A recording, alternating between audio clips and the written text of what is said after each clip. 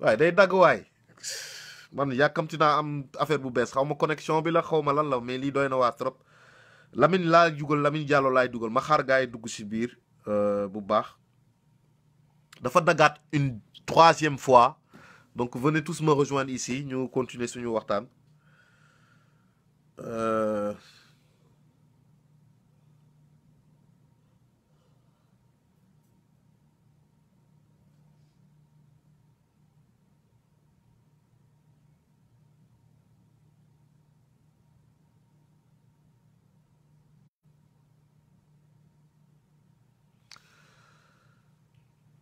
na gars yi ñëw si bokk parce que dafa dagg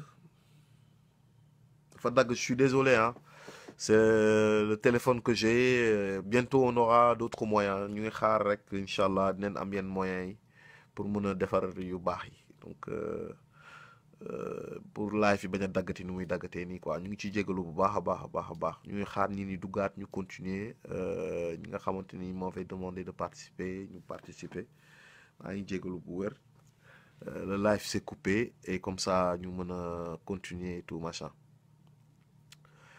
jaajëf Mohamed maa ngi lay ziar merci beaucoup yow tamit yàlla na nga gudd fan waaw dafa dagg c'est la deuxième fois que muy dagg première fois bi dagg na ma ñëwaat deuxième fois bi mu daggaat troisième fois ma ñëwaat nii bi mooy troisième fois bi te bëgguma woon mu dagg du ci man nag ci live bi la quoi des fois dama koy def nag je sais pas pourquoi mais maa ngi xaar gars yi duggaat bu baax comme ça ñu mën a tàmbaliwaat ki duggoon léegi doon waxtaan ak ñun moom mooy Abdou Karim Salam donc Abdou Karim il était très très très très très pertinent wax dëgg yàlla Akhenaton Abdou Karim il a apporté des arguments on peut pas dire plus ou moins ou même on va dire des arguments solides hein. Il a apporté des arguments solides ton live c'est comme la orthèse yow Johannes bàyyi ma man taluma la instant yi toi t'es vraiment pas possible quoi donc Abdou Karim Salam il a été pertinent donc pour dire à Akhenaton que Abdou Karim a pris point par point ci li nga wax maanaam kon daf la dégguwaat dafa dem ci live yi dégluwaat bu baax a baax li nga wax yëpp mu noté ko point par point mu ñëw challenge la ci point bu nekk ba tax na daal mun naa wax ni au niveau argumentaire il était au niveau voilà il était au niveau franchement lu am solo la ba tax na tey jii nii mun nañu wax ni carrément que nii indi na argument yoo xamante ni bu ci nguur sukkandikoo wala bu ci ku nekk ci nguur sukkandikoo yaakaar naa ni ci mën a am jàngat yu bëri ba améliorer situation bi nga xamante ni mooy situation daara yi ak situation taalibe yi voilà donc lii moom waxtaan bu am solo la te ñin ñu mel ni dañuy bëgg di leen faral di dégg ci live yu mel ni waaw mais Akhenaton xam nga temps bi moo ñuy xaw a xoj mais xanaa da ngeen bëgg ma defaat ko troisième partie parce que lii sujet bu xaw doy waar des waay Akhenaton maintenant il veut rebondir mais dafa am beneen invité bu ma bëgg dugal grand Lamine nag dama koy dugal sa Lamine Diallo daf may laaj ba léegi grand Lotsberg nee na ma may ko 5 minutes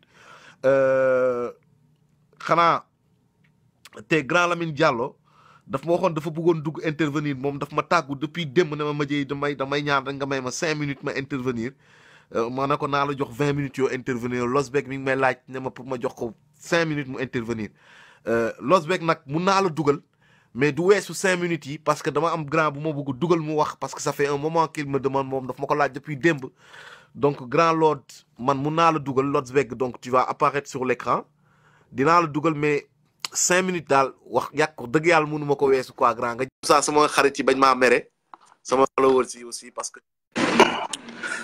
waaw non mais man 5 minutes sa bëri na. waaw 5 minutes sa bëri na maa ngi lay ziar waaw maa ngi nuyu ñëpp di nuyu ñëpp ñu nekk ci panel bi jaajëf waaw mais waa ji dugul léegi. Abdou Karim. non su ma yoroon su ma jege woon dama koy dóor dama koy jox ndewul xaw ma ndewul nga way xaw ma addiya su ma jege woon dama koy jox lu duuf. dëggal waay sa waay li ma bëggoon wax yëpp wax ko non mais non waa ji dafa ko toj. c'est que da ngay xam ne mais ñun suñu tubaab bi wax naa la keroog au téléphone mën a yow tubaab bi laata muy ñëw fu Afrique ñun dañ fi amoon ñu ngi doon dund aisément en paix amoon suñu ay textes wax na ko il a parlé de Souleymane Baal il a parlé de les chartes de Mandé mais ay lois ngi fi woon nous avons des lois de règlement qui étaient là. Si vous avez écouté hier Faram Facce boo déglu tuuti am na benn partie bu ndaw bu mu ci intéressé boo xam ne kii moo ko doon def si la kii Niass Ahmed Khalifa Niass. nee na Jacques Foccart moo dem en Côte d'Ivoire président ivoirien bi à l'époque c'était Houphouët jox ko lu bëri xaalis or diamant nee na ci la ko wax na génnee na dàq Senghor ci nguur gi. Donc c'est eux qui manipulent notre république comme ils veulent wax naa la ko tubaab yi ñoo nekk suñu ginnaaw depuis l'antiquité nekkaat fii ba tey dinu defloo ay affaire bu tax ñun dëkk ba mënuñu am benn avancement benn développement. Comment tu peux prendre une école coranique qui est chargée de former d'enseigner d'éduquer nee na loolu lañ ko dindi loolu naka la ko mën dindi comment mais li ñu fi teg nii actuellement ban njëriñ la fa am éducation bi ñu jàng ni man ak yow nii ban njëriñ la fa am ñi dem mais dama lay jox benn tegtal man je prends toujours exemple sur les mourides parce que dama dem foofu jàng xool leen analyser leen mais Hizbut Tarqiyyah yi kan moo leen gën a nekk intellectuel au Sénégal y en a pas xoolal bépp kii formation boo jël Hizbut Tarqiyyah yi dem nañ ko jàng ba waaye ba yëy kayit yi doo toog je dis bien Hizbut Tarqiyyah yi te ñoom c'est des enfants de daara alors comme on dit au Sénégal quel est ban ci biir élite bi l'élite sénégalaise qui a un diplôme que les Hizbut Tarqiyyah n'ont pas amu fa donc Hizbut Tarqiyyah yi si on les avait suivis voilà un modèle de développement boo xam ne que ñoom boss bu doon à des postes comme directeur de société nationale ou comme ministre mais jamais ils ne voleraient jamais ils ne prendront jamais ils toucheront l'argent du contribuable jamais ils le feront parce que seen formation moo leen ko may. dëgg la seen ni leen tàggat ni leen yaree duñu jël lu moomut duñu wax lu safaan duñu def lu safaan même dans le vocabulaire duñu wax lu safaan alors donc wax di yàlla Abdou Karim boobu il porte son nom Karim mooy lu baax papa yi ku baax Abdou Karim boobu yàlla na ko yàlla may. amiin yàlla na ko yàlla taxawal parce que je suis fan de lui parce qu'il a tout dit. amiin bëgg nañ di ko déggaat souvent. non man kay non kii nga ñu foog a boole ak moom ba dama bëgg sax di jokkoo ak moom parce que. amul benn problème. j'ai comme l'impression on a la même vision des choses quoi. dëgg la nit ki benn ku baax la quoi. macha allah yàlla na ko yàlla béy gudd fan ak yow tamit yàlla bu fi yàlla bàyyi yàlla la yàlla tamit defal loo bëgg xéwal ak jàmm. di nuyu ñëpp. tey moom dama kontaan tey moom dama kontaan. jërëjëf gis naa loolu yow moom tey moom defar naa sa affaire wala Abdou Karim non tey dama kontaan non Karim wax na lépp. waaw jaajëf waay jaajëf. merci beaucoup grand jaajëf. jaajëf waay merci beaucoup. ça c'est mon grand préféré ça. Oh, grand Minatou mu ne lan je pense que enlever les écoles coraniques n'a jamais été le sujet mon frère mais le problème des talibés et comment trouver une solution wax nga dëgg Akhenaton nee na les Hizbut Tarqiyyah a théorisé la khalifa rotation de Dor et de la famille Mbacké et ils ont été rétrogradés. Où est la science dans cela? Loolu moom man j'ai pas les réponses. Akhenaton veut réintervenir maa ngi doon woo léegi grand Lamine bi nga xamante ni moom moo bëggoon dugg mais grand Lamine ne répond pas donc je le rappelle Lamine Diallo maa ngi lay woo xaaral ma sax ma def ko mu sonné parce que grand bi wala bokk sama téléphone bi moo am problème.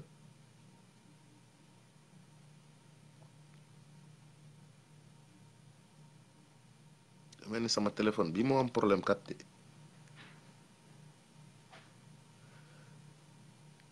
attends ñu woowaat ko impossible d'appeler Lamine Diallo xanaa Lamine Diallo woo ma grand woo ma kon su maa ngi lay jéem a woo mais ça refuse je sais pas pourquoi. live bi day dagg live bi attends moi je vais t'appeler parce que soo ma woowee day dagg live bi donc man dinaa la woo attends 2 secondes rek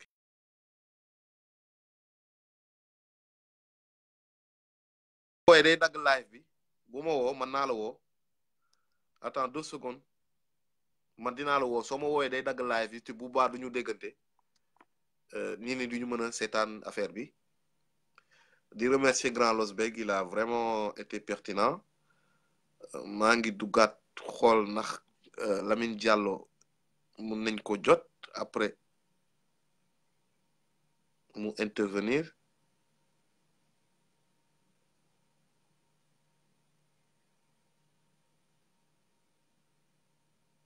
problème mooy dégguma sonnerie dégguma dara doy na waar kat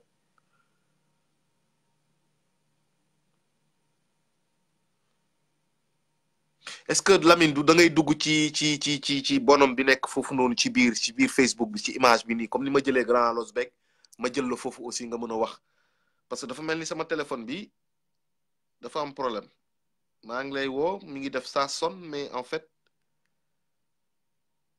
je peux pas te prendre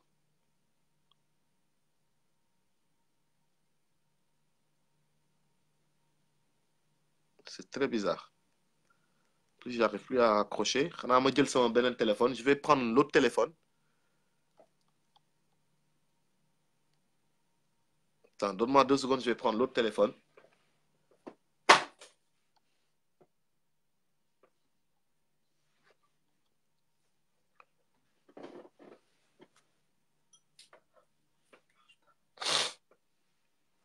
ou alors je vais essayer de rappeler wala nga dugg ci bonhomme bi nii ci biir comme ça moi j'essaie de te prendre Lamine gisuma la ci biir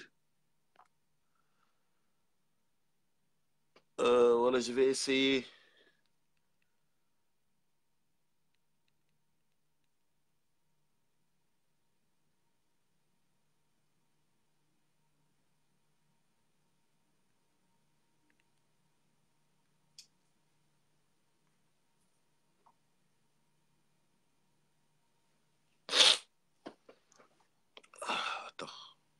bizarre, ça marche pas.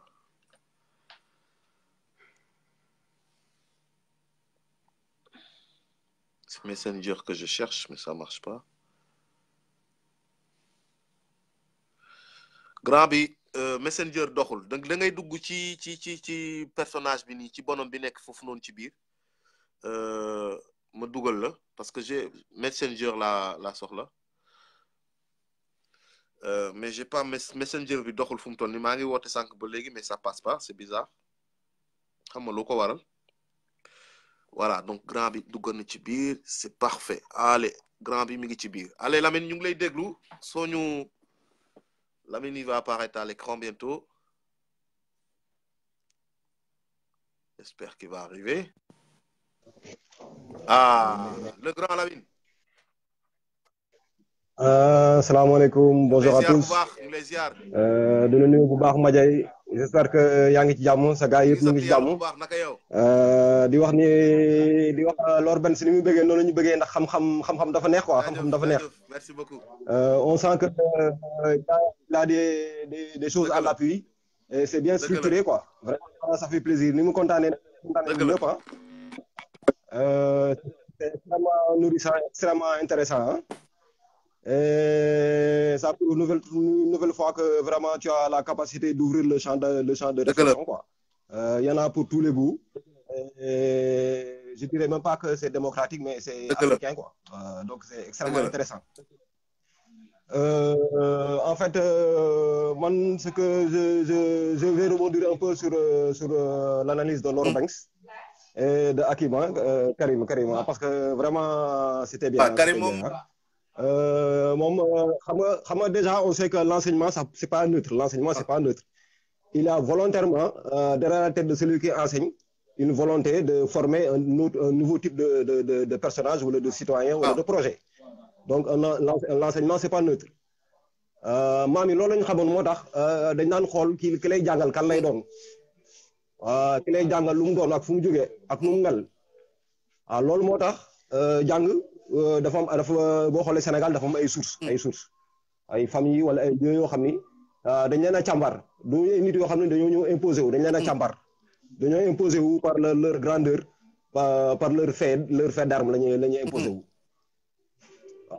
Donc li ñuy wax ci daara yi nii problème yi ñuy wax ci daara yi nii ça n'a rien à voir avec les tarixa. daara yi ñuy wax nii c'est des gens yoo xam ne ils sont pas affiliés à des tarixa. Souvent le talibé c'est des Guinéens wala des gens qui viennent de la sous-région. C'est une affaire de business quoi. Et effectivement comme ni ko grand bi waxee c'est le rôle de l'État de gérer ça parce que la protection de l'enfance relève du rôle de l'État. Donc foofu Akhenaton man pour man dafa def hors sujet parce que lui il parle des tariqa, il parle de la structuration de l'islam. Loolu ça n'a rien à voir. Lui c'est un problème purement de l'État. C'est l'État qui a la responsabilité de gérer sa jeunesse. Et am na kenn ku def benn remarque fii di wax ni on a l'impression que il y a mooy de Fra Kefren moo ko wax. Il a l'impression qu'il y a une volonté de l'État de ne pas gérer la chose, quoi, de ne pas organiser la chose. Mais effectivement, moi je ne suis pas iconoclaste du tout, hein, je ne suis pas dans le politiquement correct. Hein. D'après les analyses que j'ai faites, actuellement en France, sont les Maliens et les Sénégalais qui sont en train de servir d'alimenter la pédophilie en France. D'accord. Il y a une ribambelle d'associations yoo xam ne dañuy récupérer fi ay xale ak ay maman nangam ak ay papa nangam ak ay xawma lan ak seen yooyu du récupérer xale yi xam nga ba pare y a la pédophilie fii Sénégal fii parce que y a plein de gens qui ont été attrapés des autorités hein mais xam nga y a toujours xam nga état moom dafa bëri man fu ma bëgg a rebondir un peu sur l'analyse de. loolu nga wax noonu point bu am importance mais est-ce que loolu am c'est sur des faits divers wala lu kii parce que dafa mel ni loolu c'est tabou on n'en parle pas beaucoup au Sénégal on dit que la pédophilie c'est un truc occidental et ça arrive jamais au Sénégal ou en Afrique en général. En fait, les gens ils croient que toutes les choses sont exogènes, le modernisme c'est exogène, les portables c'est exogène, tout est exogène. Mais rien n'est exogène, tout est le fruit d'un développement commun. Téléphone Bini, c'est pas quelque chose d'occidental. C'est le fruit de plusieurs consciences, de plusieurs peuples et de plusieurs races. Open source. Donc, il ne faut pas prendre les choses comme exogènes. Le Sénégal, c'est pas une île, on a les mêmes maladies que tous les peuples du monde. Dégénérescence intellectuelle, dégénérescence morale. Il y a le mondialisme qui est en train de s'attaquer au Sénégal. Le Sénégal, c'est une plateforme. Sénégal, Sénégal, donc on def Thiès, boko defé Thiès bu jallé rek dina jall Sénégal. Sous-région bi qu'on le veuille ou pas, lu ñuy essayer bo xolé Sénégal moy nek leader dans ça. Bo xolé suñu affaire fichier électoral bi. C'est un système qui va être copié partout, c'est clair hein. OK. Ça va être copié partout. Le qui m'a inquiété, moi, la structuration et les idées qu'a défendu un peu Akhenaton. Il a fait un truc extrêmement intéressant parce qu'il a fait une analyse, il montre les mauvais côtés, point d'achèvement, les problèmes, la détérioration, c'est extrêmement intéressant. Mais il ne faut pas être catégorique. Il ne faut pas être catégorique. Parce que une solution définitive, une solution définitive relève d'une connaissance globale. Donc ça nécessite d'être un peu. Je tenais à souligner quand même, Akhenaton n'a pas tort dans tout ce qu'il a dit quand même. Hein. Il a... Non, c'est pas dit qu'il a tort. J'ai dit qu'il a fait une analyse, on a un point intéressant, une maladie. Moi, comme ça, l'oligarchie, vous me exploitation économique, c'est des points intéressants, mais nous pouvons structurer. Il y a un message interne qui a un message interne pour nous à l'intérieur. Maintenant, de côté quoi. En fait, il est mon grand il l'a dit, il est un peu catégorique quoi. Et même Adjoubouy a senti le danger que l'on en fait ça pourrait diviser. Donc moi je pense que son discours est extrêmement dangereux. Bien que comme peut-être ça c'était pas un truc écrit, il y avait la volonté de faire un cri de cœur pour son amour pour l'Afrique et pour les jeunes, mais il a digressé quoi. En fait, pour être catégorique, il faut avoir un ensemble de connaissances, une vision globale des choses, aussi bien sur le plan spirituel, sur le plan des connaissances scientifiques, de la philosophie. Et nous sommes encore des talibés, c'est-à-dire des élèves, des étudiants et des apprenants. Donc, soyons pensants, soyons critiques, et ne soyons pas définitifs. Wow. On n'en a pas les moyens. Donc, la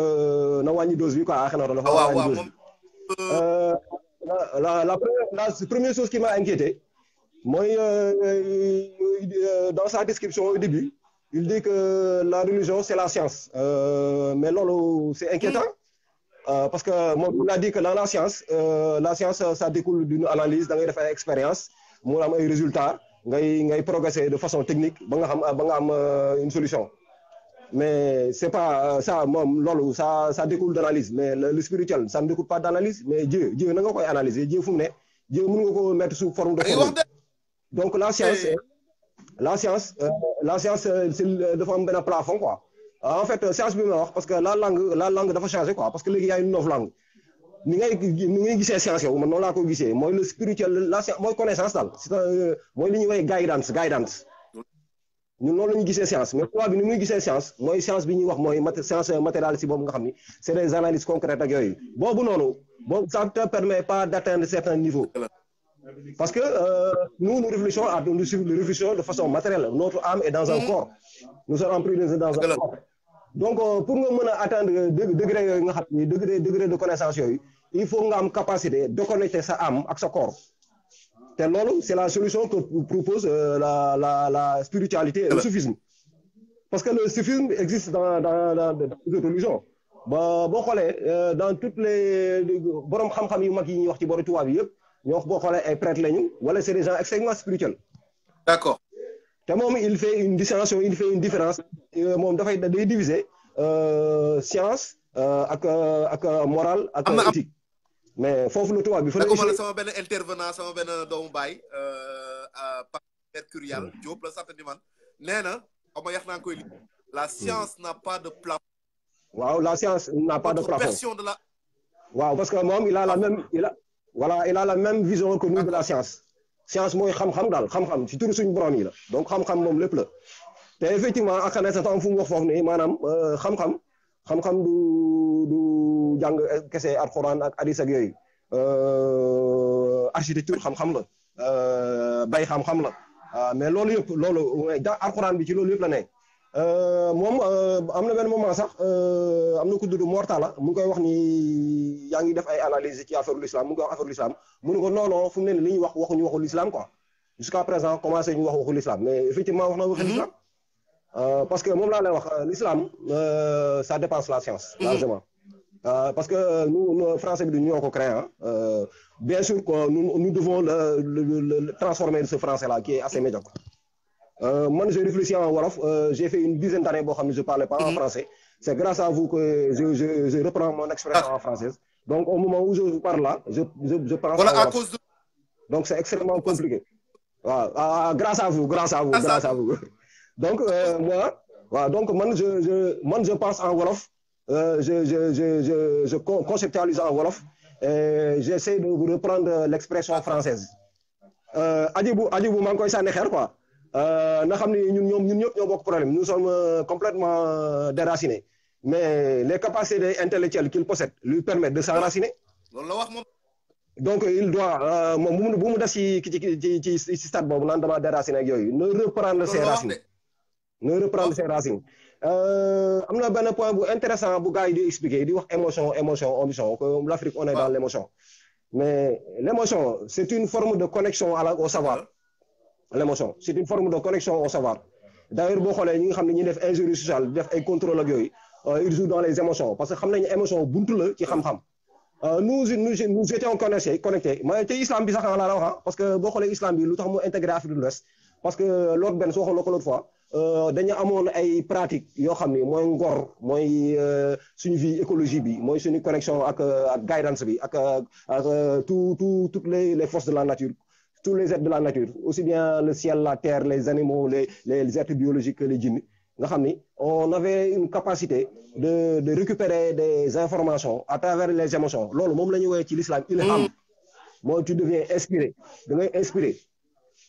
Connaissance bobu nak tuba bi xamuñu ko gëstuñu xuntulo bo xamne dugguñu fa sax ba koy théoriser. Donc xam nga bu côté bo ci duggé langue française bi day pauvre lool pour exprimer affaire yi. Moom mu ngi wax un instant que vraiment dañu war a xool maam yi on est dans une perpétuelle nostalgie naan ay maam yi mais dañu war a revenir dans plus de réalisme xool actuellement nii ce qui se passe et comment trouver des solutions, adapter la chose quoi. Maanaam moom nee na suñu l'islam bi dañ ko war a jël tegaat ko xoolaat ko xool liñ ciy jël ak liñ ciy jël. Loolu waaw loolu moom c'est anti-islamique hein.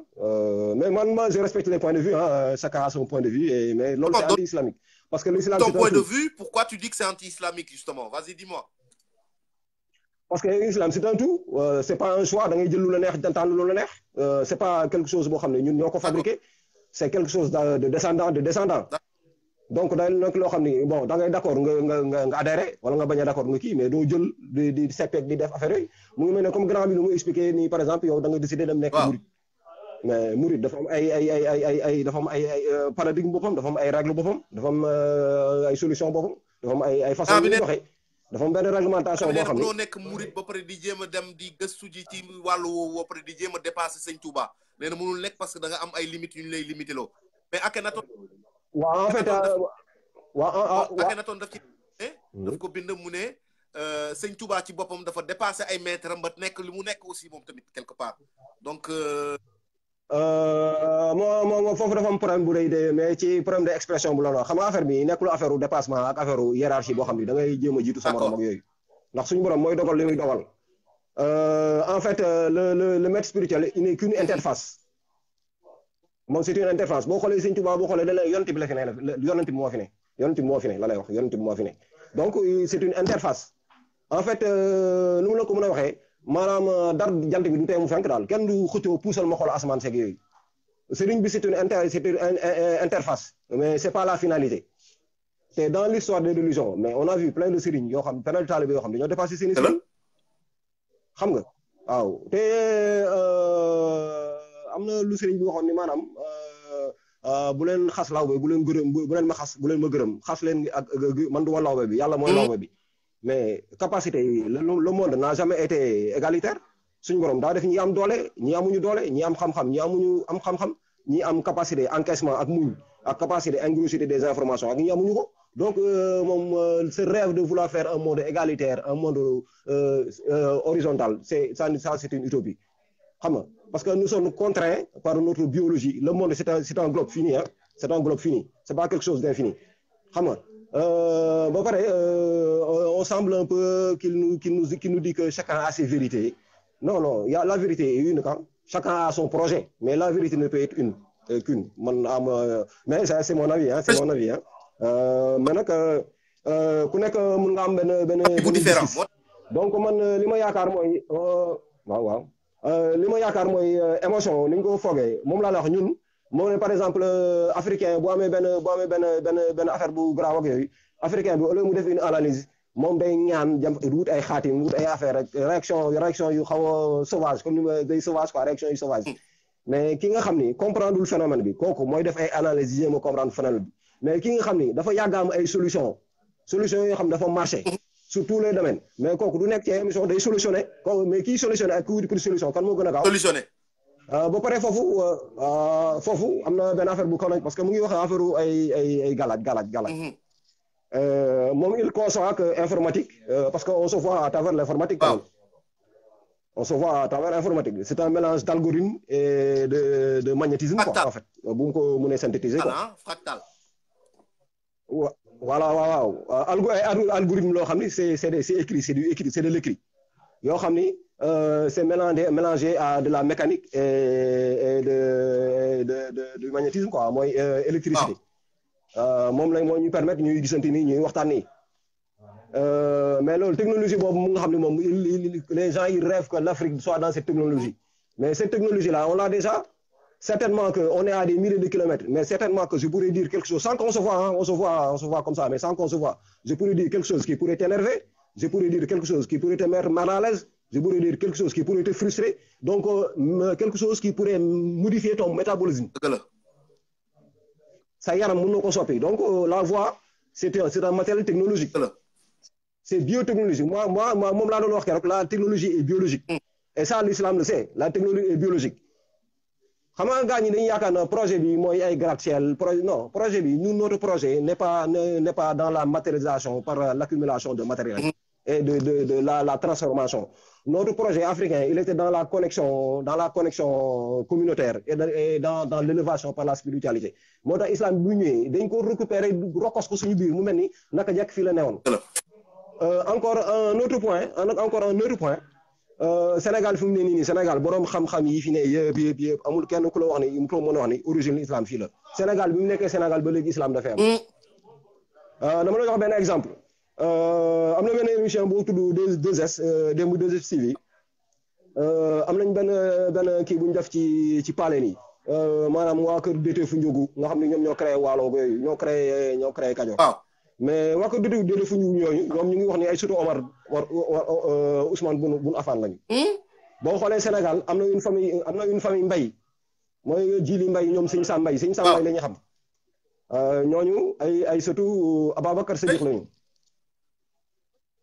xam nga am na ku tudd Mam Birane Gana Xuma bu tudd Ngalik bu dëkk Ngalik Mam Birane Gana Xuma moom maamam xare woon na Badar.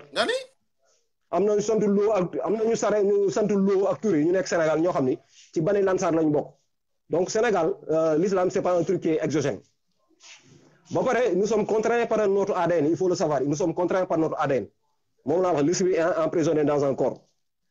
Toi, tu as l'intelligence de travailler pour le futur. Contrairement à ce qu'il nous a dit, quoi. Parce que moi, il nous dit que nous, notre islam, c'est un islam bon, on n'est pas dans le concret, on est yomal khiyam, mais on en a parlé. Mais celui qui plante un olivier, mais il ne le plante même pas pour son fils, il le plante pour les générations futures. Donc boo amul benn dépassement donc loolu maanaam fatalisme boobu ça peut d'avoir une force nga xam da nga am benn énergie libre boo xam ni tu ne connais ni le découragement ni la facilité amul lan lu la mën a traumatiser nga xam ni da ngay marcher à énergie libre. Ok. loolu mais tubaab bi seen ponkal yi ngay dégg nii mais noonu lañ doon fonctionner. ba pare un truc inquiétant moom il fait une analyse et il dit qu'il est pragmatique mais il n'est pas du tout pragmatique. Bon bu waxee ni Sénégal nit yi dañuy dégg Sëñ Tuubaa te xamuñu Sëñ Tuubaa ay waay sama waa ji am na lu ko réer am na lu ko réer lu bëre Sëñ Tuubaa dafa bokk ci suñu ADN Maodo Malick dafa bokk suñu ADN du loo xam ne nit yi dañ koy foronte boo fi ñëwee jamonoy màggal li nga xam ni lu mu ñaaw am na yoo xam ne des na dama lay jox beneen exemple y a une vidéo que je t'ai envoyée avant-hier si tu vois le gars il explique xam nga Njaajaan Njaay moo fi daanaka moo créé Sénégal parce que moo créé Waalo moom moo indi Jolof moo indi Kajoor ak lépp Njaajaan Njaay bi muy ñëw Sénégal fekk na ñu gàmmu sëñ bi Njaajaan Njaay bi muy ñëw Sénégal fekk na ñu gàmmu d'accord waaw kon Sénégal donc islam bi dafa nekk suñu ADN mais loo xam ne nag information yoo xam ne dañoo nekk sa ADN dafa bokk ci yow mais tu peux réagir par émotion effectivement l'émotion moom laa wax émotion bi c'est une forme de connexion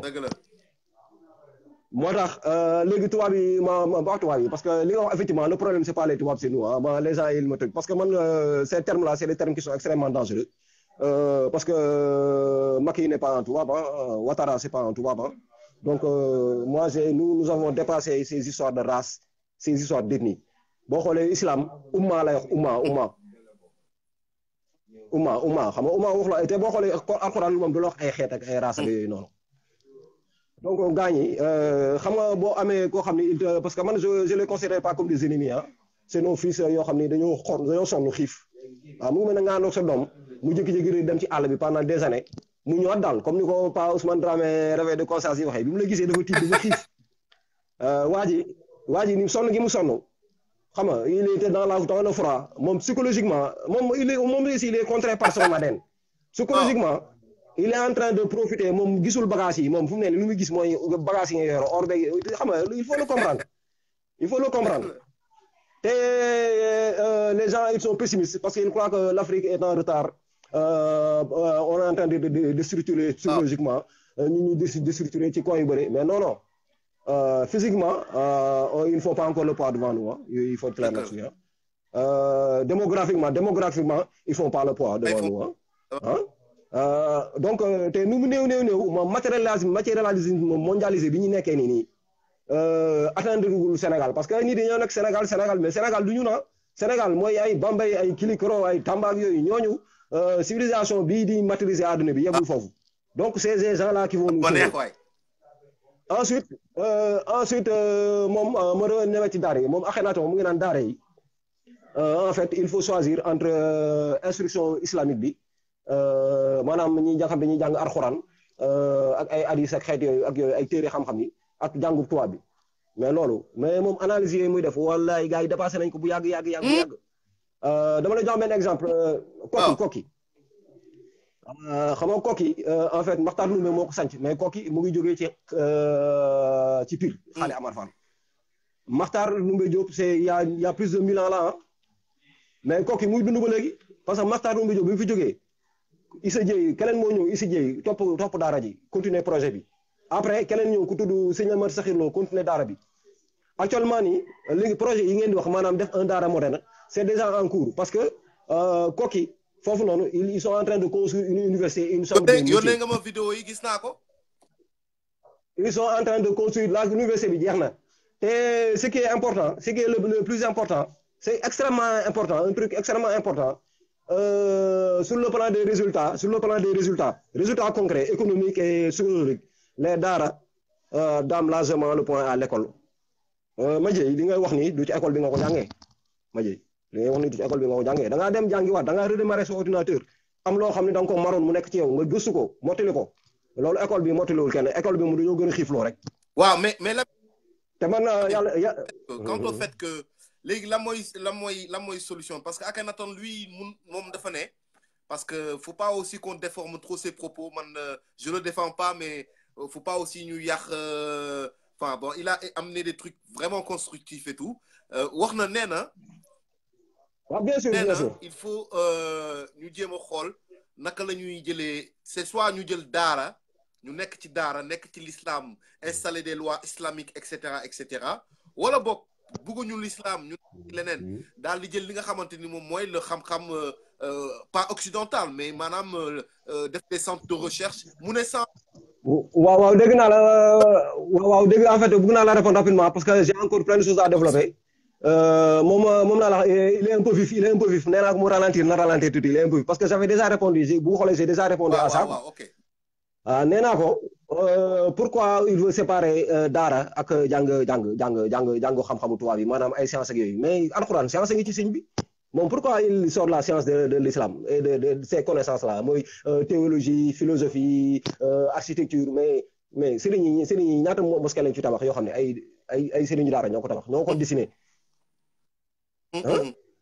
ay ñaata daara yoo xam ne ay juma yoo xam ne sëriñ ñoo ko dessiné te loolu c'est la sunna de Mohammed sallallahu alayhi wa sallam parce que la juma de midi c'est le prophète qui l'a dessiné donc il faut faire attention à plein de choses bon moi moom laa ko wax man je suis pas catégorique def na ay analyse sociologique nag il y a une détérioration du système maanaam nee naa la sëriñ bi interface la mais léegi les gens ils s'arrêtent souvent à l'interface waaw boo arrêté ci interface bi nag da nga am lu lay wér mooy c'est-à-dire ça devient une folklorisation de l'islam loolu c'est un danger boo xam ni c'est partout c'est dans toutes les familles et puis il y a une détérioration du système économique lu tax ma loolu parce que au début marabout yi ils étaient complètement déconnectés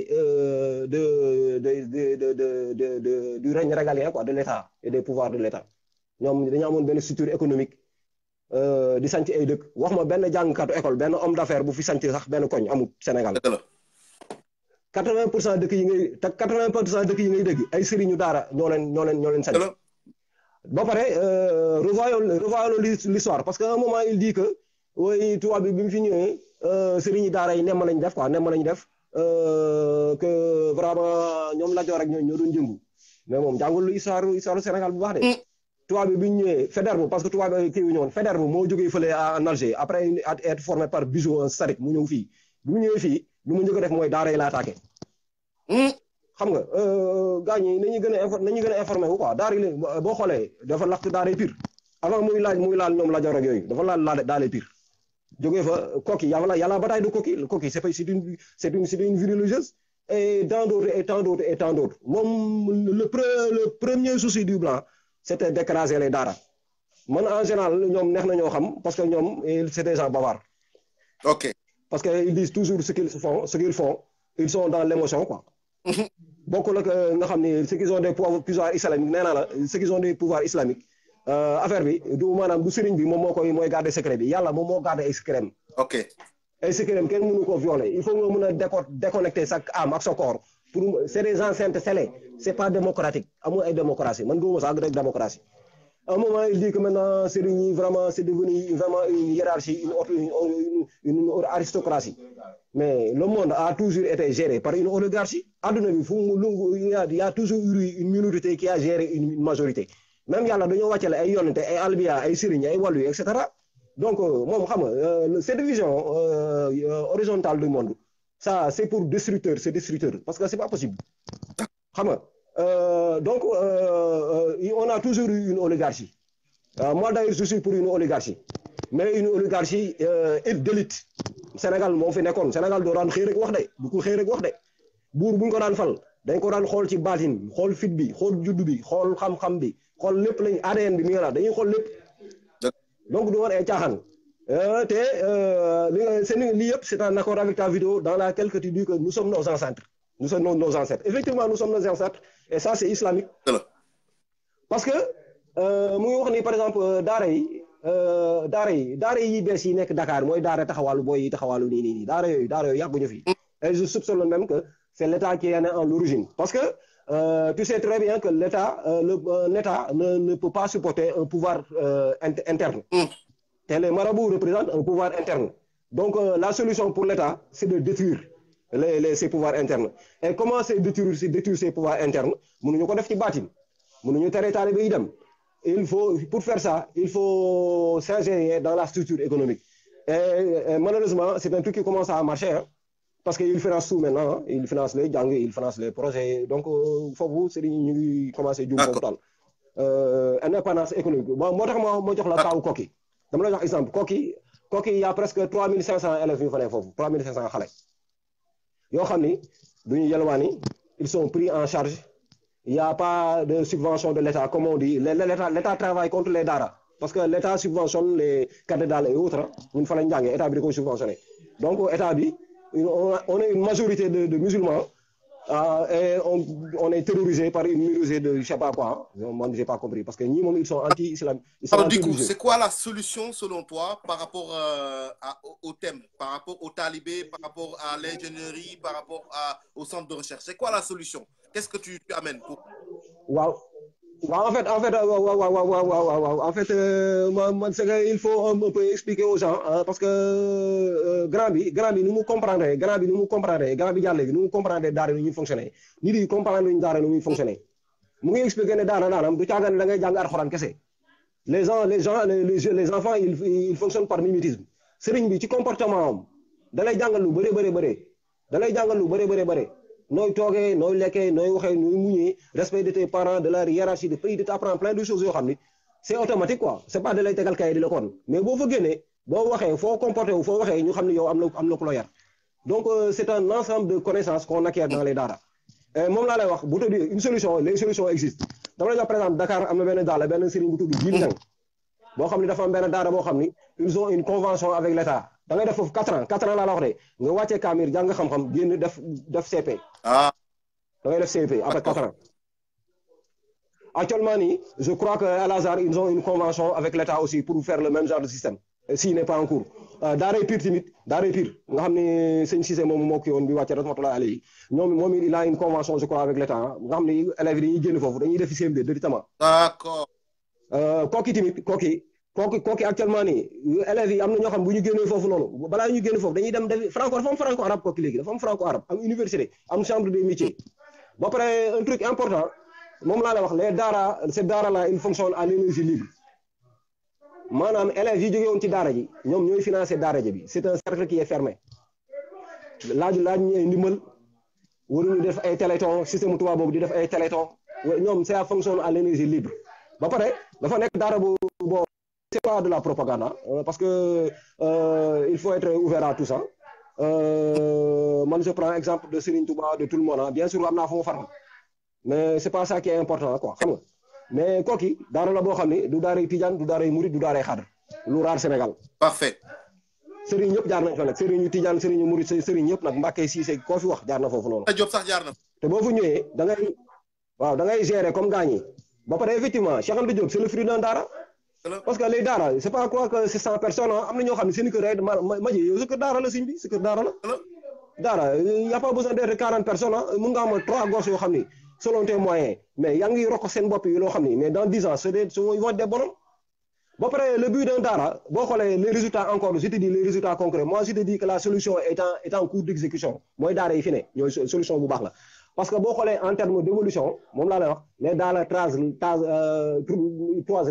largement le système éducatif boo xoolee système éducatif bi programme yi fi nekkoon ñoo fi ne ba léegi dañuy détériorer sax parce que ay instruction civique nañ ko génnee ci jàng mi latin génn nañ ko ci jàng mi moo tax aju bu léegi bu lakkee tubaab bon tout le monde est traumatisé c'est dommage mooy wane ne école tubaab bi mu ngi détérioré wu mais daara yi ñoom moo contraire ñu ngi yokku parce que ñu ngi commencé di indi ay xam-xamu mathématique ñu ngi commencé di jàng école tubaab bi xam nga mais problème bu daara yi mooy lavage de cerveau bii lañ dul nangu lavage de cerveau bii ñuy def maanaam nga dem ñu lay jàngale sa maam dañ doon nelaw que tubaab bi moo fi nekk ak yooyu noonu daara yi ñi fa nekk si dañoo am xam-xam. dëgg la donc il va être difficile d'intégrer les deux comme ni ñu ko bëggee daal maanaam xam nga bu dee da nga am convention état bi.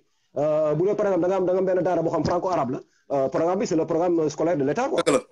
xam nga am inspecteurs yi ñëw foofu dañuy xool li ngay jàngale donc affaire boobu daara yi ñu ngi xalaat ci loolu ma wax lu wér ñu ngi ciy xalaat te dañuy génn ci enseignement boobu bientôt dañuy indi seen i jàngalekat ñu leen yow ñu ñuy jàngal seen xale yi. merci beaucoup. léegi en terme de résultat mu tënk en terme de résultat.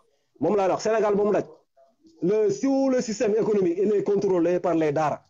les gens qui ñu jóge ci daara yi contrairement li muy wax ni daara yi ay yelwaankat lay produire non yelwaankat yi mooy booy yi nga xam ni seen parents yi dañ leen abandonné parce que c'est la responsabilité parentale. d'accord. ñëpp wax grand yi ñi fi jaar yëpp wax nañ ko. waaw te loolu c'est le fruit bon de la télé et de tout ça. en fait le problème est politique. bu ñu nekkee fii bàyyi le pouvoir politique suñu buur yi ñu ne fi di gérer mais suñu responsabilité rek ñoom ñëpp ñoo yem ñoom ñoo ok waaw c'est bon nañu des bàyyi noonu rek te loolu da saa day moom moo la daara yi. pour conclure daara yi ñoo tënk système économique bi man ñi ma gis ñi jàng ay ñi jógee ci daara ji ñu jàngul ñoo leen di employé. ñoo ne ci marché yi ñooy décoder téléphones yi ñoo nekk ci lépp ñoo nekk ci business yi boo demee Touba Sandaga ñoo fa ne ñoom ñooy ay entrepreneur maanaam daara bu fa jógee da nga am une capacité d'ascension non pas spirituelle mais matérielle nga xam da nga am benn décomplexé boo xam ni énergie booy fonctionner boo xam ni yow tu as la capacité d'être un ignorant et de devenir un homme d'affaires di wax ak ay avocat di wax ak ay financier mais xoola ñoom Bokar Sambou Dieye xoola Mboup mais xoola Tall mais on en cite pas par les remandal donc moom am na benn analyse bu mu def quand même ni daara yi am na ay problème mooy mais daara yi nga xam ne état bi moo ko gérer moo am problème mais daara sëriñ yi amul problème ba pare Hadjibou am na benn affaire bu am solo bu mu wax mooy maanaam daara yi dafa war a nekk des centres d'ingénierie sociale mais effectivement c'est des centres d'ingénierie sociale Hadjibou parce que daara yi gars yi bu ñu fa génnee dañuy dem di sanc yeneen daara di jàngale nee naa la daaray Pire moom moo indi daaray Koki te daaray Koki ñi fay génn mooy ñi nga gis ci télé yi ñuy wax imaam genn wàllu borom xam-xam yi intervenir ci télé yi mais Koki lañ jógee xam nga te daara bi mu ngi yokk Koki am na Koki Tamba am na Koki Rufisque am na Koki Tëngéej xam nga donc daara yi ñu ngi nekk en évolution matérielle on n'est pas dans le mystique xam nga affaire boo xam ne c'est pas daara bi c'est du concret ils forment des gens yoo xam ni ils sont là ils sont en train de s'ancrer dans la société et de faire des choses positives de créer emploi ba pare nag décomplexé nag ay ponkalu caay la ñuy sol di jàngale ji te koo ci làkk tubaab moo la dàq làkk tubaab nag waaw donc tubaab bu wér la ñuy làkk nag waaw lu aju bu wax dañ koy xam. merci beaucoup. voilà en fait j'ai même pas dit les 20% en fait parce que man ak xanaa bi mu waxee. balaa muy pare j'avais presque écrit 30 pages. ah ouais. pour un peu xam nga leeral affaire yi mais comme on n'a pas le temps là ça va être long. C'est un peu compliqué. Donc il faudrait qu'on apprenne un peu à connaître nos émotions parce que les émotions c'est extrêmement important. émotion ilham li nekk ci yow rek ngay joxe mais c'est la façon de les exprimer. xam nga Afrique léegi ak piratage bi la ñuy nekk gis benn affaire du yuxu du tiit mais maam yi da nga daan fekk ñaari mag yu toog nga tiim leen ñuy waxtaan te doo xam lu ñuy waxtaan. ndeysaan dëgg la.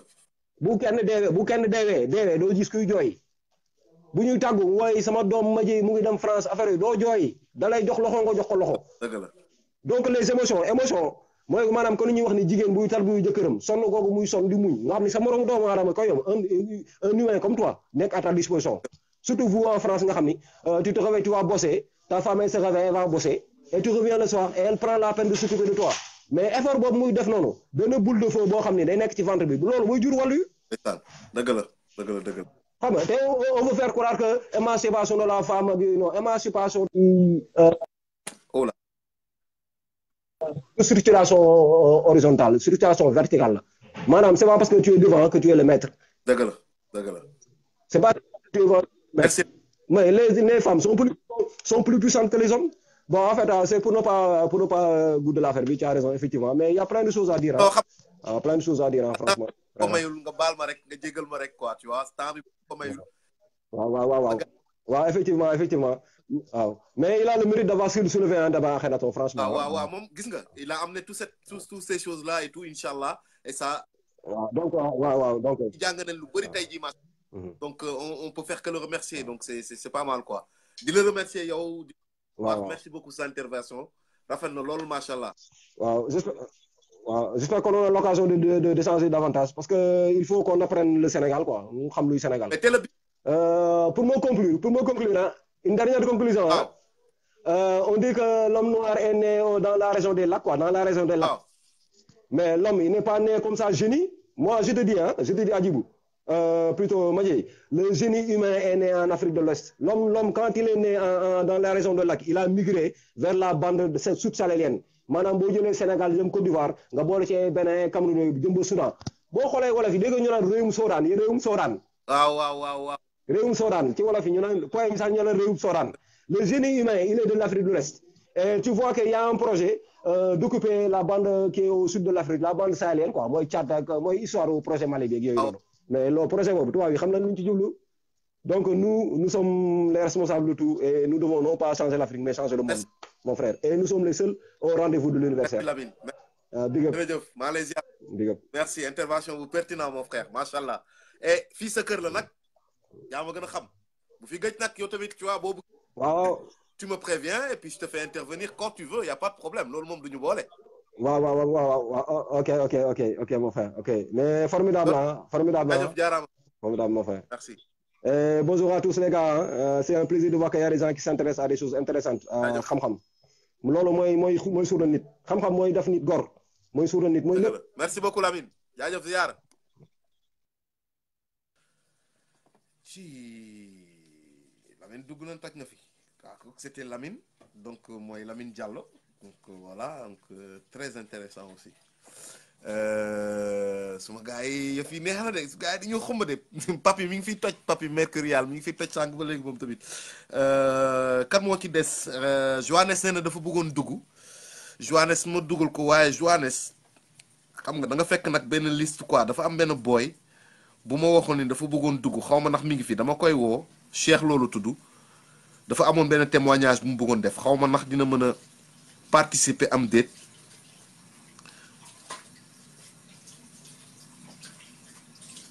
j'appelle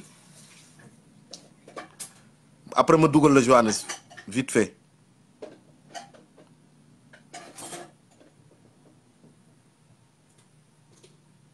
je sais pas qu'est-ce qu'il a mon portable là mais il déconne bon anyway Cheikh Lo bu fekkee ne yaa ngi fi Cheikh Lo nga dugg ma dugal la wala ma dugal Johannes Cheikh Lo bu fi nekkee ma dugal la Cheikh Lo mais je vois qu'il est pas connecté sur Messenger et moi j'ai un petit souci avec mon portable là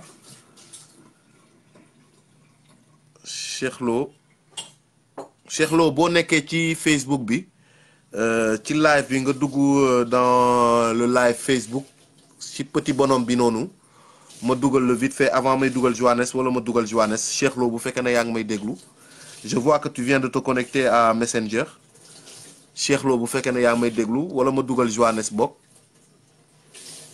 non Johannes c'est pas payant pour toi de grand bàyyil Johannes c'est mon frère dafa am benn boy rek bu ma wax depuis démb ni dafa bëggoon participer te moom dugaluma ko ba léegi Là, moi, j'ai un souci avec mon portable là, donc j'arrive pas à appeler sur Messenger. Donc, Cheikh Lo, bu fekkee ne yaa ngi may dégg, Cheikh Lo, tu rentres dans le petit bonhomme là, dans le petit cadre là, comme ça, je te fais rentrer, tu fais ton témoignage. Wala kon me dougal Johannes. Si Cheikh Lo est dans le live qui se prépare, sinon, je vais devoir faire rentrer quelqu'un d'autre. Est-ce que Cheikh Lo est là? xaw ma ndax Cheikh Lo mi ngi fi am déet. Cheikh Lo bu fi nekkul kon ma dugal Johannes bokk le temps que Cheikh Lo di ñëw. Ouais, Johannes suñu frère la yow tamit Johannes dañ koy dugal. Johannes c'est le patron de la maison après moi, hein. Attention, hein. Oui, salam alaikum. Le patron de la maison après moi, c'est ce que je dis. Wala mu wax ko si wolof mbaa jàmm ngeen. Rek naam. Waaw wala naa fi yow. Mais. Wala kaasu meew. Pada excellé. Ziyaare naa leen waay na ngeen def yéen ñëpp maa ngi leen nuyu di sant seen tur seen sant seeni maam waaw suñuy maam la ñuy sant waaw. ok ma ñëw si thématique bi moom mooy daara ou bien école et le rôle de l'État ci biir daara. So waaw ñu ma commencé nag ñu dem si biir jaloore si histoire tuuti amoon na benn buur fii si Europe bu ñu oowee Charlemagne ñëpp a ko xam Charlemagne nag dafa amoon benn conseil bras droit benn juif la. mu laajte juif bi dégg naa ay dëkk yoo xam ne ay musulman ñoo fa nekk. waaw léegi ñoom la mooy seen lu tax ñu am yenn xam-xam yi conseiller juif bi mu nekk carrément mu nekk dëkk boo dem si dëkk jullit yooyu foo dem am nañ fa ay école ay daara loolu moo tax ñu am xam-xam ñoom ñëpp a mun a leer. Charlemagne mu ne loolu de idée bu baax la. noonu la ubbee nag école yi nga xam ne moom la ñuy jàngee léegi. làkk nasaraan. D'accord. moom moo ko génnee Charlemagne école. dañu le mot école si moom la jógee. wante moom dafa inspiré wu si daara yi pour ubbi ko. Il a copié donc sur le modèle des islamistes pour pouvoir ouvrir ses écoles. Des musulmans pour l'école européenne est simplement une copie des daara. Ça c'est un fait. So léegi nag bu ñu ñëwee nag si affaire daara Sénégal problème am na la mooy problème moom mooy daara yu bëri nekkuñu si liste officielle. yaa ngi dégg. Tout à fait. te bu nekkulee si liste officielle ça pose un problème pour l'intégrité de l'État. Je crois Akhenaton foofu la bëggoon jaar bi expliquer. wante tamit dafa am tamit mais manque de compréhension. Je crois qu'il y a un peu de ça un peu, ouais. yaa dafa am manque de compréhension pour man dama gëm ne ñun ñëpp ay sénégalais lañu. amul joola amul séeréer amul wolof amul njaago amul beneen xeet. ñun ñëpp ay sénégalais lañu. kon on doit aussi se soumettre à un état commun ñun ñoo bokkoo dëkk bi. yaa ngi dégg Sénégal du ay jullit kese fa nekk loolu tamit nañ ko war a wax bañ koo nëbb. Sénégal am na ay chrétien am na ay ceddo am na ay bouddhiste am na ay shintoïste sénégalais dañ ko war a wax tamit loolu moo tax mu wax affaire laïcité état bi day garantir ku nekk mun a pratiquer nu mu tëddee voie spirituelle am. nga xamante ni moo la neex. waaw daf ko war a garantir. fu mu si garantie boobu tamit daara yi tamit ils doivent aussi se soumettre. ñu bokk tamit ñu mun a arranger pour loolu mun a am tamit. te nu mu munee am moom mooy dañoo war a nekk ay écoles yu officielles. Allemagne ngi nii fi ma nekk exemple sama doom moom du chrétien. te école primaire fii Allemagne bu école primaire da nga ma xool à partir de 4e da ngay def religion moom mooy nekk seen emploi de temps religion wante comme que moom du chrétien moom day jàng éthique. da nga naan da ngay def théologie. théologie da ngay dès l'école primaire da ngay jàng théologie loolu mooy wan ne tamit un état laïque comme Allemagne moom gérer na situation religieuse dëkkam yaa ngi dégg te noonu la Sénégal tamit si démarche boobu la war a dem dañoo war a am ñoo xam ne état bi moom moo war a nekka ñi nga xam ne guide religieux yi ñu def benn plan bi moom mooy lan ñi nga xam ne ñoo war a jàngale ñoom dañ ci leen war a certifier ne mun nañ jàngale yaa ngi dégg léegi nag ñu intégré nag njàngal boobu ñu intégré ci système éducatif scolaire bi ok loolu moom mooy génnee dérive yi am ci yenn daara yi da koy génnee so léegi nag daara en général amul dara lu ci négatif ndax lépp loo xam solo yaa ngi dégg lépp loo xam ne da lay jëmale kam am na solo loolu mooy xam-xam waaw man foofu laa gisee solution man tamit am na ñoo xam ne nag bëgguñu solution boobu parce que boo nee ne état lay ñoom dañuy foog ne ay affaire franc-maçon ak loo xam ne ñoom musuñu koo gis wala musuñu koo fekkee ñu koy seede yaa ngi dégg cosaan dëgg déglu ma sama jee cosaan dëgg nee na loo fekkeewul loo gisu loo xamul bul ko seede dëgg la so état bi nag moom moo war a jël en charge nit ñi nga xam ne ñoo nekk si biir bu ñu waxee état nag moom mooy nit yi tamit ndaxte état gouvernement munul jël décision en dehors li nit yi bëggul yaa ngi dégg kon référendum mun nañ ko woowee mun nañ woo tamit ab discussion woo ñi nga xam ne ñoom ñoo concerné si sujet bi toog di si waxtaan médias yi tamit il joue un mauvais rôle bu ñu jouer bu waxee un mauvais rôle du ñu jël dañuy jël daara dugal ko yëpp si benn pot te pourtant Cheikh Anta Diop moom si daara la jóge exemple yu bëri sam papa si jëm boppam moom def na daara te pourtant grec la woon si français sama xam-xam bu bëri li mu am yëpp si xam-xam lu si bëri si moom laa ko jëlee te moom si daara la jóge samay ndijaay yi si daara lañ jóge te pourtant bi 1958 bi Guinée doon am indépendance sénégalais yi Sékou Touré dafa ñaanoon sénégalais yi ñu toog te pourtant sénégalais yooyu 3/4 yëpp si ay daara lañ jóge sa labbe sa Guinée ñu si bëri 3/4 yëpp kon wax bi du affaire est-ce que daara day yokk xam-xam question bi moom mooy lan mooy daara signification daara ak tamit nu ñu mun a inclure théologie ak système éducatif dëkk la voilà tout à fait parce que tamit naar yi bi ñu ñëwee ak islam naar yi man bëgguma jël ay théorie yoo xam ne dafa farfelu naar yi ñoom bi ñu jëlee islam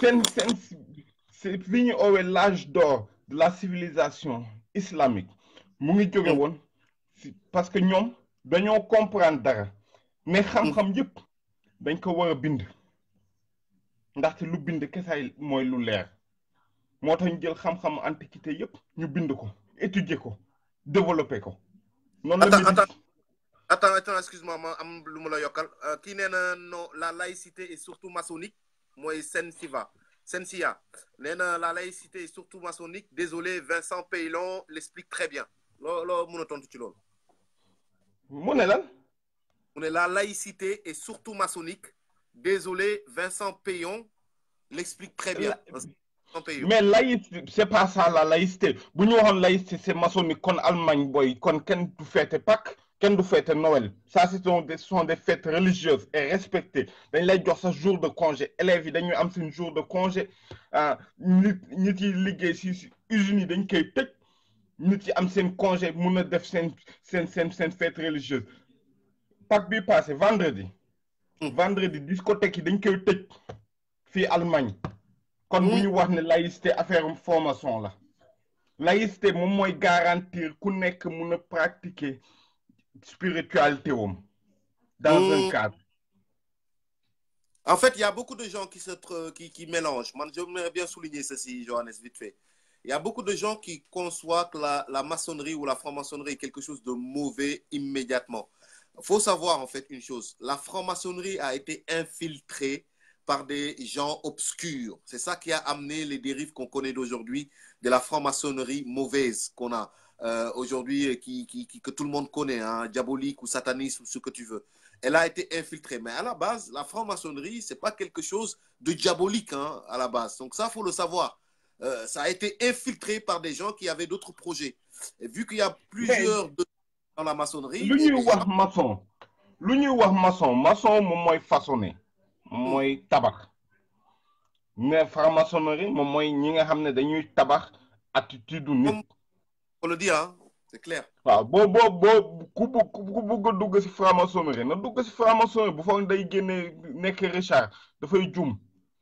man xam naa ñoo xam ne dañoo dugg si franc-maçonnerie liñ ma wax lu leer nañ leen nee nañ ñoom seen liggéey bi yëpp moom mooy organiser ay fête lijjanti xaalis mun ko jox si ñi nga xam dañoo néew doole. Au moins 3 personnes yu ma xam la même chose lañ ma témoigner. waaw. mais man faut pas à part cela mënuma wax leneen loo xam ne man xamuma ko. kon nag kon nañ bu ñu waxee état laïcité nañ jéem a génne ay ñoom franc-maçon illuminati ah ñooñu daal affaire man pour man moom mooy théorie du complot facile moom mooy jël sa échec nga ne nga jox ko keneen nga ne moom la. waaw si moo boobu maa ngi leen paas kàddu séeréer bi di wax mu ne koo yaakaar yàlla la yaakaar te bés bu caaxaan jeexee ba borom bi soppali ku nekk nit kit kenn du fa dem di la ko nuyul kon ku nekk dafa war a jël responsabilité wam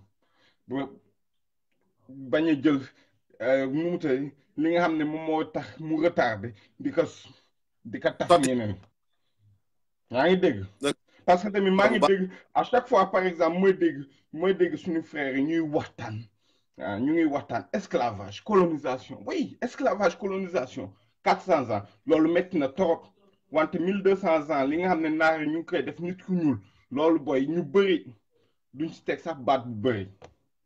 duñ ci wax te Mauritanie mu ngi nii si wetu Sénégal esclavage mu ngi fay am ba léegi. dëgg la tout juste à côté. kon nañu bàyyi sujet boobu nañ ñëw si Ali Kalaj Ali Kalaj moom mooy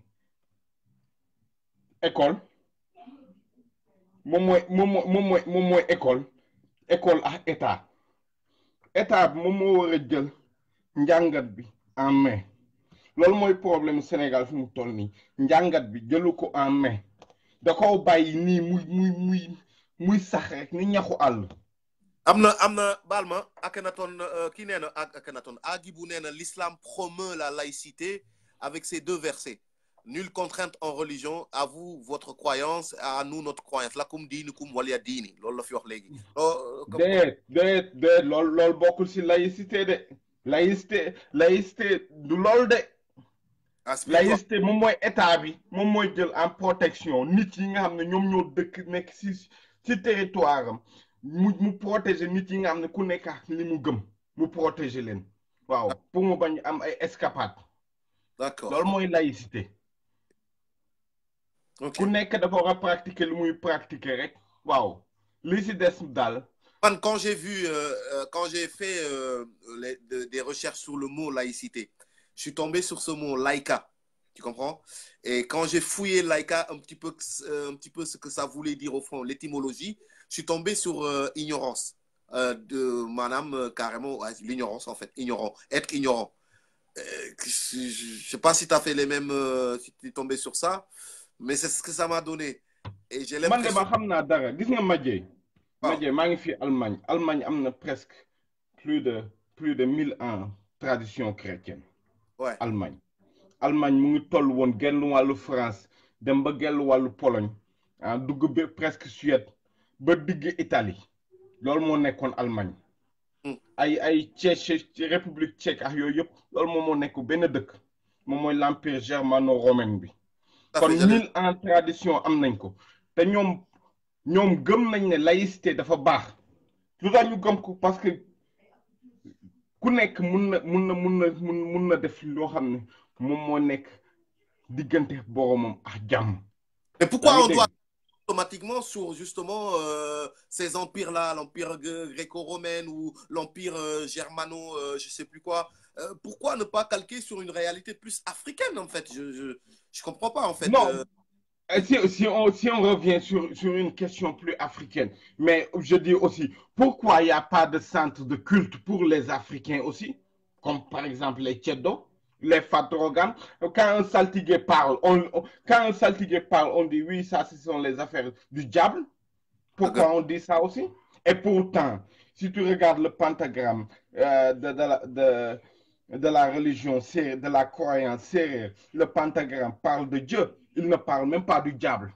Pour le croyant sérieux, le diable n'existe pas. Il y a même un verset il y a un verset de la croyance sérieuse qui dit, celui qui peut arrêter le soleil, c'est celui qui peut tout contre moi. Mais celui qui ne peut pas arrêter le soleil ne peut rien contre moi. Tu as compris? Mais pourquoi eux, ils n'ont pas cette protection de l'État? Pourquoi ils ne l'ont pas? D'accord. Et pourtant, ce sont des Africains. Des fois dans ces décisions. Toutes les croyances ont leur début en Afrique. Et les croyances ancestrales africaines sont les premiers pas envers Dieu. Mais ils n'ont pas cette protection. On parle du problème des Dara. Ça, c'est un sujet très important parce que moi, j'ai grandi à Ouakam de 1982 jusqu'à 1996. J'ai vécu des réalités.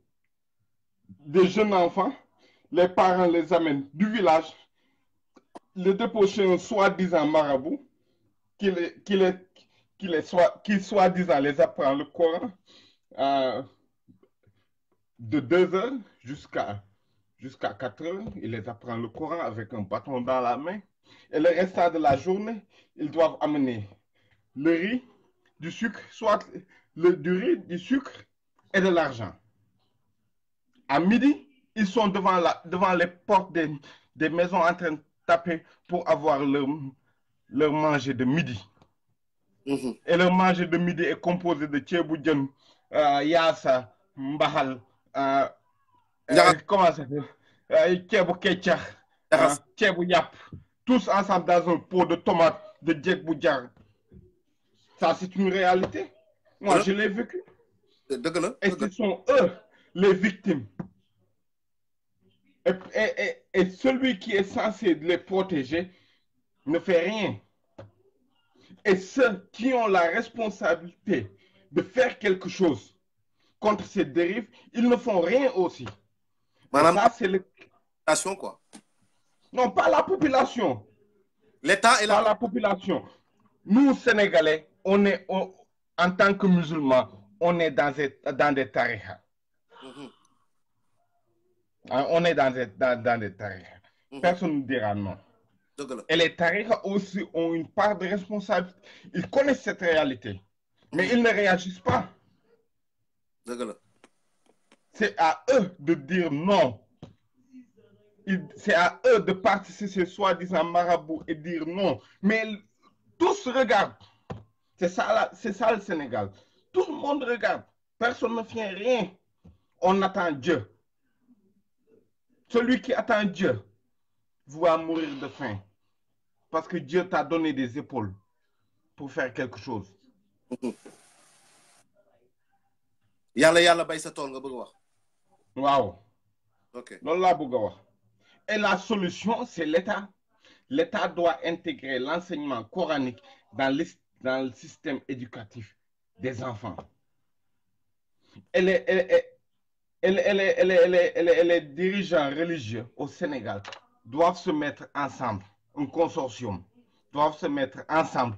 Nena, le njaxas là dont tu parles, c'était très bon parce que lui-même, il a mangé avec, sous les poteaux-lampes et tout avec eux. Et figure-toi qu'aujourd'hui, la plupart sont devenus des entrepreneurs.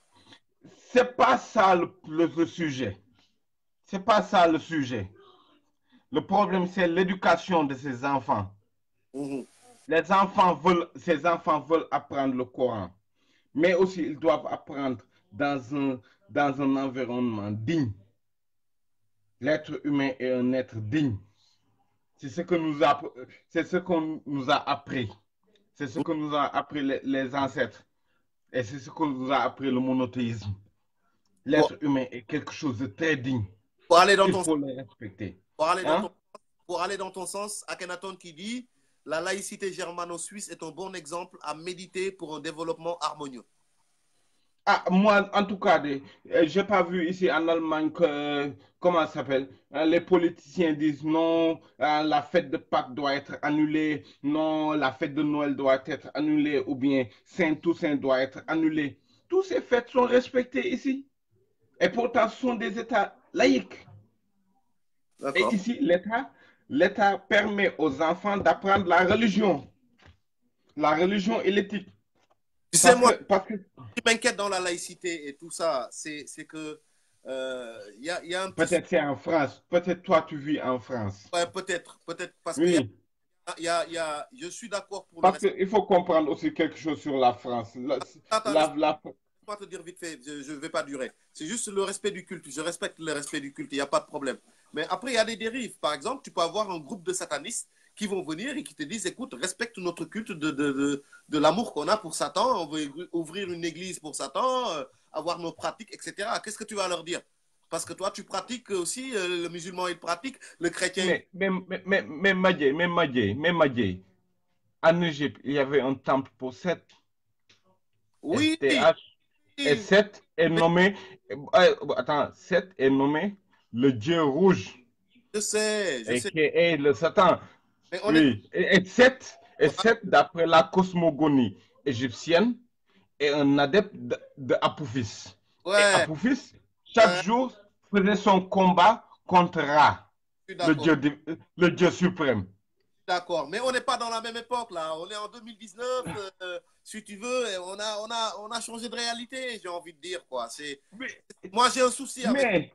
Mais mané, yàlla ku nekk daf ko jox saaku ciment suuf ay fer ak ay briques yaa ngi dégg léegi nag ku ko neex mu tabax fondation nu ko neexee bu màbbee ci kaw moom moo xam. D'accord. Je respecte comme le proverbe sérieux que je t'avais dit ko yaakaar yàlla yaakaar. C'est vrai. te bés bu caaxaan jeexee ba yàlla soppali ku nekk nit kit kenn du fa dem di la ko nuyul. Chacun a sa responsabilité sur cette vie. Ouais. Et chacun répondra aussi de ses actes sur cette vie dans l'autre monde. Codou Ardo da ngaa tardé tey yow élève bu am kii nga jàmmat naa la ci live bi de début à la fin yaa ngi door a dikk yow Codou Ardo donc Minatou da nga may notel Codou Ardo tey jii moom xam naa au tableau lay finir à genoux au tableau avec les oreilles comme ça là baal ma jégalu Johannes. Moi, là où je suis pas un peu d'accord avec Akhenaton, c'est que il ne faut pas exclure les familles religieuses. C'est un pouvoir. C'est un pouvoir. Le jour où ils disent merde à l'État, ils peuvent même dire, ils peuvent même propager, comment ça s'appelle, une rumeur, dire comme quoi, oui, le diable habite au palais. Tu verras, dans 24 heures, le palais va brûler. C'est un pouvoir. Il ne faut pas ignorer ce pouvoir. C'est pas l'État, le gouvernement ne doit pas ignorer ce pouvoir et se mettre avec ce pouvoir pour regarder comment développer le pays. Parce que le 3/4 des commerçants au Sénégal, tous appartiennent à une confrérie. Les 3/4 des médecins appartiennent à une confrérie. Même les chrétiens ont une confrérie au Sénégal. Alors, il faut se mettre en place avec eux, discuter avec eux sur le sort de ces enfants. Parce que ce que les médias nous vendent comme d'art, ce pas les vrais Dara. Les vrais Dara, ces dérives-là n'existent pas. Où on envoie les enfants manger dans la rue, où on tape les enfants, où on apprend les enfants que le Coran et non la science. Dans les vrais Dara, on t'apprend la science, on t'apprend aussi le Coran. Mais on a bien compris aujourd'hui, on a bien compris d'après les interventions de tout le monde qu'il y a des Dara qui sont clandestins, mais ils sont minoritaires au pays. Malheureusement, c'est les plus visibles parce que c'est eux qui s'exposent le plus. Mais par contre, il y a des Dara qui sont bien là, comme tu viens de le souligner juste à la fin de tes paroles. Tu viens de souligner qu'il y a des Dara qui apprennent la science et qui apprennent le Coran. Malheureusement, on a des Dara clandestins, du Dara, des maisons closes, hein, mais des maisons closes de façon, voilà, qui prennent des enfants et qui les détournent en quelque sorte et qui les exploitent, si je peux dire ainsi. Voilà, donc notre problème est vraiment d'essayer de voir comment réguler cette situation et d'éradiquer ce phénomène. Et là, nous pouvons justement nous débarrasser justement des enfants qui prennent dans la rue sans contrôle, etc., etc. Je peux dire non ou pas? Je me trompe. C'est ça, c'est ça, c'est ça. Chacun doit prendre sa pelle pour construire. Un État, nous sommes un État. Un État, c'est tout le monde. C'est pas seulement une minorité qui se trouve en haut. Ça, c'est le gouvernement. Mais le peuple, c'est ça l'État. Et c'est le peuple qui doit prendre ses responsabilités. Et son futur, ce sont les enfants. Et ils doivent investir sur les enfants. D'accord. Ok. C'est entendu, frère. Le gouvernement doit investir sur les enfants. En tout cas, moi j'aime bien Akhenaton.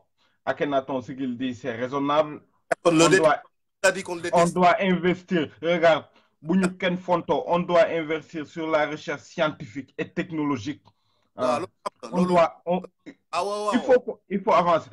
Je te dis, hein, en Allemagne, 33%, les réserves d'eau, c'est même pas 3% qu'ils utilisent de leurs réserves d'eau.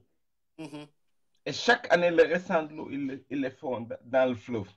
Ça vient parce que l'État, le gouvernement, force l'État à investir dans la recherche scientifique et technologique. Il faut faire pareil. C'est pas copier-coller. Je suis d'accord. Les Chinois font la même chose.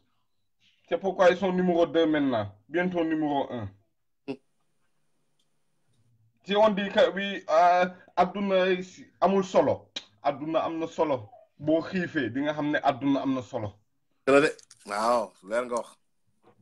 Leer. Kon maa ngi leen di bàyyi gars yi. Bu leen neexee ngeen saaga wante man saagu ma fi kenn. J'espère que nag saagu ma fi kenn nag. Personne n'a jamais insulté ici, tu sais très bien, il n'y a pas de ça ici. Tu vas me faire ça.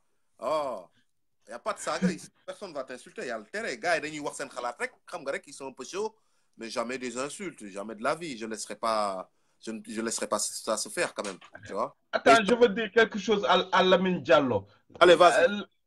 Lamine Diallo, tu dis c'est théorique. Ça, en réalité, n'a jamais été nous. Je me souviens d'une anecdote. C'était Mamcher Ebrafal à Saint-Louis, le temps où on avait détenu Saint Touba. Il était passé sur une rue. La rue était tellement sale. Il a serré la ceinture et il a commencé à nettoyer. Toute la journée. À la fin de la journée, la rue était tellement propre. Il a dit, la population dit, merci, Mamcher. Il dit, non, ça, c'est pas merci, ça, c'est adieu, Saint Touba. Tu comprends? Saint Touba, ce qu'il a fait, il a fait beaucoup de choses, mais peu ont compris. Sa méthode de pédagogie, peu ont compris. Lui, il a lié la théologie et le travail ensemble. Il était le premier à faire ça. Mais beaucoup n'ont pas suivi son exemple. Jusqu'à présent. D'accord. J'entends. C'est noté, j'entends très bien. Et qu'est-ce que tu nous donnes comme conclusion ou comme solution pour les enfants talibés et tout ça par rapport au sujet? Pour conclure, vite fait, en 1 minute. Les tariqas doivent se mettre ensemble. Les tariqas doivent parler avec le gouvernement parce que les tariqas sont une part de l'État. D'accord. Ils sont grand poids de l'État. Ils doivent, j'en suis sûr, ils font ça. Le Sénégal a la meilleure diplomatie du monde. Le service secret sénégalais est l'une des plus performantes au monde. Si le Sénégal a la paix, c'est grâce à son service secret. Je ne regarde pas le ministre de l'Intérieur, mais regarde ce qui est derrière. Le Sénégal est un pays très efficace, un pays bureaucratique, avec une bureaucratie très efficace. Et j'en suis sûr, ils sont en train de négocier le moment où on parle. Et j'espère que le jour viendra, ils comprendront qu'on peut mettre les deux ensemble. D'accord. Okay. L'étude théologique et la science naturelle et technologique, on peut tout mettre ensemble parce que tout, ça fait partie de l'univers. Moi, non, quoi. Merci beaucoup, Johannes. Merci beaucoup. Comme d'habitude, pertinent, mon frère Johannes. Dadiof. Waouh. C'était Johannes, hein? C'était Johannes. Johannes. Il a été très pertinent. Et voilà, hein, écoutez, sama gars yi yaakaar naa ñu mun nañ ko yamale fii gars yi intervenir nañu am na yu bëri yu fi génn comme am yu bëri yoo xamante ni macha allah jàppale nañu indil nañu xam-xam yu bëri yaakaar naa ni yéen ñëpp ku ci nekk jàng ci ah di remercier yéen ñëpp ñi fi teew yéen ñëpp ku ci nekk jàng ci lu bëri parce que man mi sax jàng naa lu bëri tey moom damaa noppi bàyyi gars yi wax daa ngi dégg. Donc, maa ngi remercier intervenants yi di remercier Lamine Diallo di remercier Agibou Diallo di remercier Grand Losbek di remercier Akhenaton bi nga xamante ni moo waral coow li yëpp aussi di remercier ki nga xamante ni nag franchement mënu ma ko ñàkk bañ a delloo njukkal te mënu ma ko bañ a big up mooy ki nga xamante ni mooy Abdou Karim Salam ndaxte Abdou Karim nag intervention wax dëgg yàlla macha allah man ça m'a beaucoup plu donc di ko remercier bu baax donc may bam ci waat maa ngi remercier Lamine Diallo mi nga xamante ni moom la ñu jot juste avant Johannes Grand Lamine moo ngi intervenir ba léegi di remercier Johannes mon frère qui vient de finir là tout de suite di remercier Agibou bi nga xamante ni il a donné son intervention tout au début juste après Akhenaton di remercier Akhenaton aussi de son intervention il est très pertinent même quand il écrit aussi il est aussi pertinent moo waral coow li yëpp di ko remercier bu baax mais aussi di dox mention spéciale à ki nga xamante ni moom mooy Abdou Karim Salam di ko remercier beaucoup sur intervention di leen remercier yéen yi nga xamante ni yéen a ngi bind yéen ñi seetaan live bi di remercier sama xarit yi nga xamante ni ñoo fi nekk ku ci mel ni Kanaan maa ngi koy gis mi bind rek Kanaan di mi ngi àllu rek Kanaan Sow sama cey king wàññil tuuti wàññil dangar ji di remercier sama soxna sama jigéen Minatou Ndiaye Minatou ma copine ma sister moom xam naa ñoo bokk Minatou donc ak Kodou Ardo mi nga xamante ni retardataire la waaye xam naa ni c'est la dernière fois di remercier Bilal Mandiakou mon frère aussi qui nous regarde aussi Kanan Sow aussi Jazz Riff aussi waaw du ma ko fàtte Jazz c'est un ami di remercier aussi Général Mahou et tout le monde di remercier aussi Mécontent Marginal Mécontent mon frère di remercier ki nga xamante ni aussi moom mooy Mor Diop Baye Mor moo xarit mon frère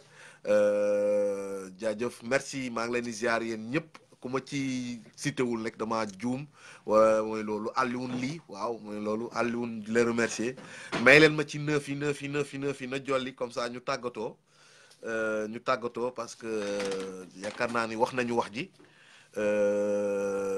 et puis voilà quoi tu vois donc ici c'est le coin du savoir Féroce jaajëf Féroce maa ngi lay ziar bu baax may leen ma ci neuf yi comme ça on pourra se quitter en bonne et due forme ñun ñëpp ñoo far ñoo bokk li nga xamante ni moom mooy liggéey bi voilà et on pourra tous se rejoindre jeudi prochain Papi Mercurial di le remercier beaucoup say interventions tout ce que tu écris c'est magnifique merci aux intervenants merci à toi Moussa Gueye aussi di la ziar bu bëri merci beaucoup merci yéen ñëpp ñi fi teew yéen jigéen ñi seen si ça va Seniva New Africa New Africa Seniva New Africa Seniva New Africa ñu ngi leen di remercier bu baax seen teewaay donc tàggatoo bi ak.